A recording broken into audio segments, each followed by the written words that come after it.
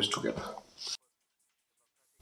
National People's Party Working President Hamletson Dorling has criticised Tura Congress MP Saleng A. Sangma for alleging that the recent defection of 3 former Congress MLAs to the NPP was linked to drug money.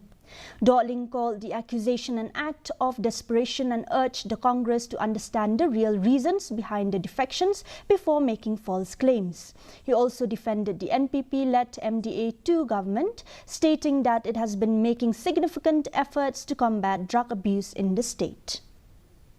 Syukuran Disprit Jongliu MP Kabala Syukuran Madai Mata Klim Dato Klim Dawo Ban Keno Hak Bedai Baka Jengawan Jong Kediki Layut Ki Bedai Jika Kongres Syaka Parti Jungi Ki NPP Daka Bakano Rohna Bakaden Ki Jingdai Dakata Kapisa Hidrox KHA DC Deputy